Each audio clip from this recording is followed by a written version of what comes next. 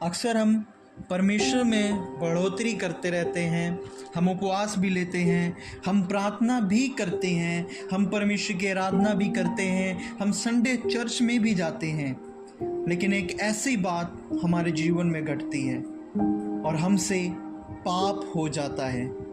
जब हमसे पाप होता है, हम क्या करते हैं? क्या हम परमेश्वर का वचन पढ़ते हैं?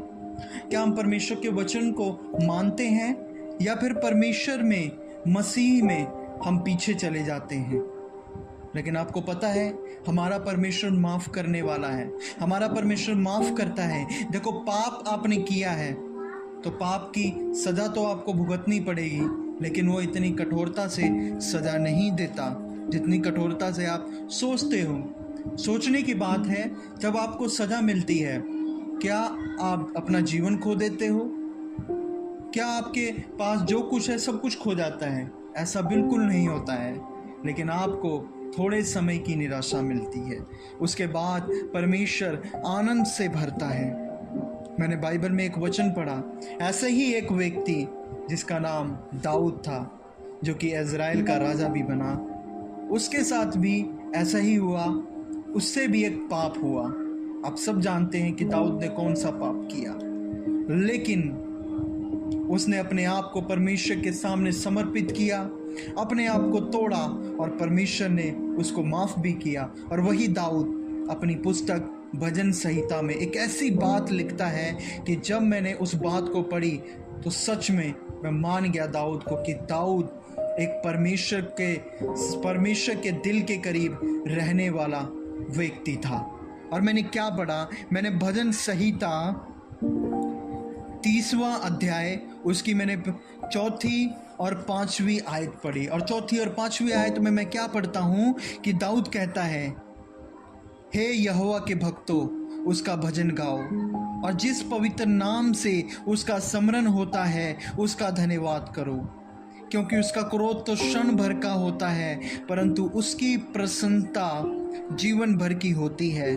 कदाचित रात को रोना पड़े, परंतु सवेरे आनंद पहुंचेगा। क्या बात लिखी है ना। पाप हो गया हो, गलती हो गई हो, एक दिन आपको पूरा रोना पड़े, आपको रात रोनी पड़े, लेकिन मेरा परमेश्वर, आपका परमेश्वर ऐसा परमेश्वर नहीं है कि हमें विपत्ति में डाल कर रखे। वो हमें विपत्ति से निकालता है और वो हमें आनंद में लेकर आता है। कहता है कि कदाचित तुझे रात में रोना पड़े, लेकिन सवेरे तू आनंद बनाएगा, सवेरे तू हंसेगा, सवेरे तू खुशी बनाएगा।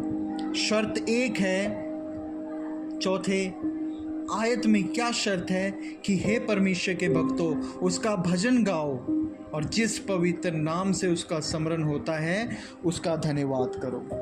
बस परमेश्वर को ना छोड़े, परमेश्वर को माने। परमेश्वर आपको आनंदित करने वाला परमेश्वर है, आपको आनंद में रखने वाला परमेश्वर है। गलती हो गई है, पाप हो गई है, रात भर रो, परमेश्वर के सामने समर्पित करो, अपने आप को सरेंडर करो। अगला दिन जब आएगा तो आप आनंदित होगे।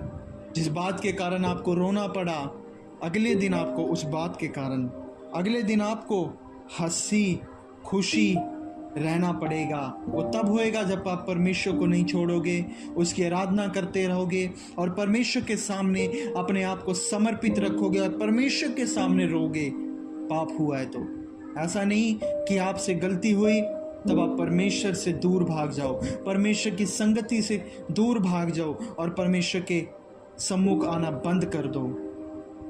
परमेश्वर के जब आप सम्मुख रहोगे तो परमेश्वर माफ़ करेगा। जब वो दाऊद को माफ़ कर सकता है तो आपको भी माफ़ कर सकता है, क्योंकि मेरा परमेश्वर, आपका परमेश्वर क्षमा करने वाला परमेश्वर है, माफ़ करने वाला परमेश्वर है।